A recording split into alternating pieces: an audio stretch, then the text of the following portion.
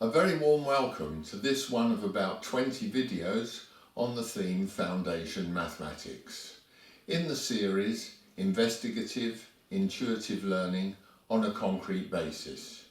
This video is called Number Bonds Unlimited Number 1 and is one of 3.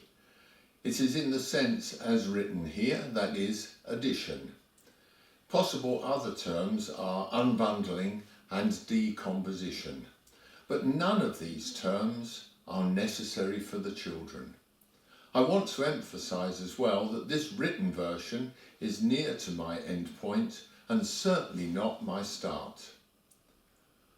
I will be reviewing visible learning levels and success, covering the 4 practice phases which are applied to concrete level, illustrative level and written level, all of which are spoken, and as a bonus I will give a glimpse into my assessment approach, which is both time-saving and very comprehensive. There will be further videos which explain in full how I go about assessment. In my video on the fundamentals of learning, I included reference to the visible learning levels and arrived at this diagram. This topic is an excellent demonstration of this abstraction process through which I will be leading the learner. I advocate this for all learning. In that first video, I also explained the indispensable learning success and illustrated it thus.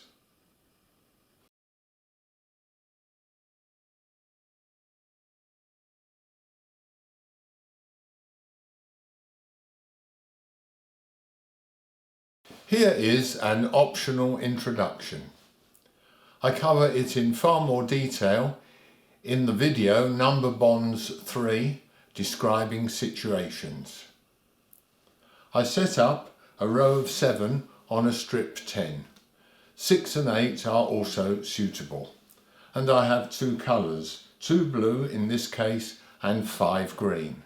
And I ask the children to look at it and give me a description which is true. For instance, 5 green are there, and I have a square 100 in order to count how many different descriptions we manage. That's one. 2 blue, that's another. Or more green than blue. Or there are no yellow marbles. There are 3 holes, and so on. As far as the children can go, it isn't important whether the statements are very complicated as long as they are true. And then you can set them a similar example, perhaps with 4 green and 3 blue, and they try the same and see how many different versions they can. Another possibility is then to bring the class together and see how many the class in total has found for a particular solution. I move on now to ask the children how many and to concentrate on that. So we start again, but concentrating on how many. There are 2 blue and 5 green. That is correct. There are a total of 7 marbles. That is correct. There are 3 missing. That is correct. Or 5 and 2 are together 7. That's correct. 2 and 5 are together 7. Or we can use the word equals. 5 and 2 equal 7. Or 2 and 5 equal 7. And so on. And that is an optional introductory phase. This is my introduction for the children. Children, I have an interesting arrangement here, and I'm going to point to rows and think of a description for them. Here's a row, and I see it's got 4 green and 3 blue, and together there are 7. Or here's another row. It's got 2 green and 5 blue, and together they are 7. Here's another row. It's got 6 green and 1 blue, and together they are 7. And it's very important that the children always use the same order of the colours. In this case, green first and then blue. And here's another row. But I won't bother mentioning the colours. I'll just say that's 2 plus 5 equals 7. That's 5 plus 2 equals 7. Or that's 7 plus 0 equals 7. And so on. The children are now invited to copy this pattern, and in their 2s or 3s, with them sitting next to each other so they have the same view, one of the children will choose the rows at random, and all 3 of them will describe them as I've just said. The second phase involves describing each row in order. One child points and the other 1 or 2 children say what it is, and the first child joins in as well. 7 plus 0 equals 7. 6 plus 1 equals 0. 5 plus 2 equals 0. 4 plus 3 equals 0, and so on.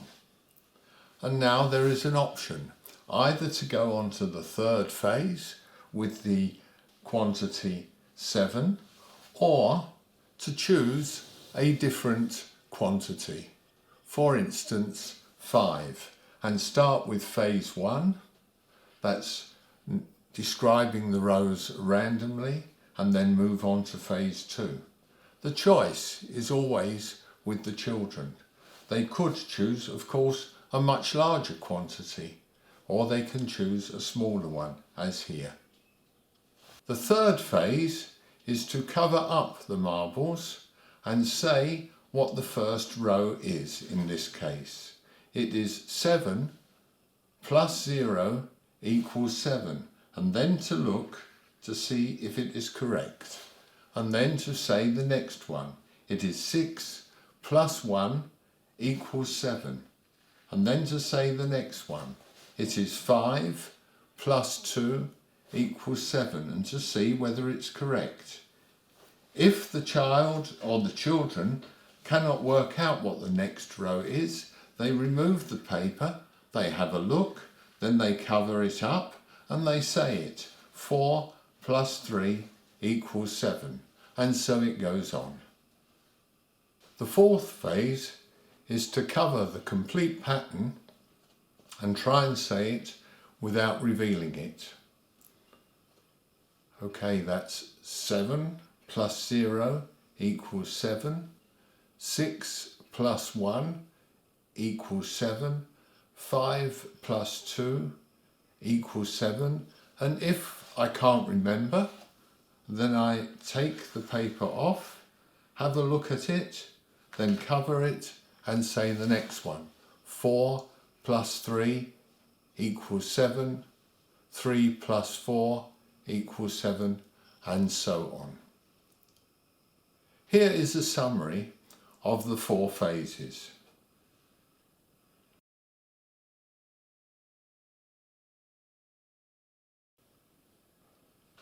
The arrangement can also be coloured in on squared paper, and you can get a copy of the squared paper from my website under downloads. The children copy it, and then they can use the same 4 phases as in the concrete version. This is particularly useful when they're travelling in the car, or for homework, or working with their parents or brothers and sisters. The pattern can be filed in the Creative folder. See my video on resources for more details about this. And then there is the written version. This is a description of the concrete and the illustrative versions, And again, this is very useful for travelling or for homework, as the same 4 phases can be used. To recap, there are 4 phases available, to be followed by each child as that child sees fit. There are 3 visible levels, all of which are spoken with mental activity. Each level is an abstraction of the previous level. And throughout this, we have been concentrating on learning success. The Learn Guide decides when to mention a new facet. However, each child decides when and how to practice. The child may decide for several values to stay at the concrete level, or may decide to extend the concrete level to the illustrative level, or may decide for a particular value to start at the concrete level and go through the illustrative level to the written level. The phases will be applied as the child sees fit, and later on the child will begin probably to leave out to the concrete level, seeing it as not necessary, and later on leave out the illustrative level, and further on maybe even leave out the written level.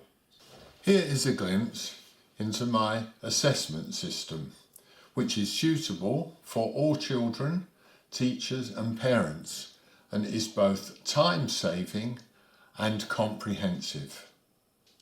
In this case, we are dealing with number bonds, and the child or the teacher or the parent records a form like this where they colour in as each level is covered with each phase. And as you can see at the beginning for 7, most of them are coloured in. And then the child chose 6 and most of them are also coloured in. But as it goes further, the child chooses to leave out some of the phases and some of the levels as it becomes obvious what is going on. So here is a possible scenario for one child. The order, apart from number 7, will be decided by the child, and at the beginning concrete, illustrative and written levels will be used. The illustrative and written levels will be recorded and kept in the creative portfolio, and there is another video about resources in fundamental mathematics. At some time the child will not bother with the concrete level but restrict attention to the illustrative and written levels, and at some time later only the written level will be used. And further on there will be nothing in the creative portfolio. And why is this? Because the child has understood the whole concept and there's no necessity for more written or illustrative work. For instance, although the child may never have done the value 15, the child can say what the number bonds are. 0 plus 15 equals 15, 1 plus 14 equals 15, 2 plus 13 equals 15, and so on. Well, that's it for this video. Take a look at my other videos on number bonds unlimited. That's parts 2 and 3. And have a look at the other 20 or so videos on fundamental mathematics. Go to my website for video links, info and downloads. And why not subscribe for the latest information? Until next time, have a lot of success.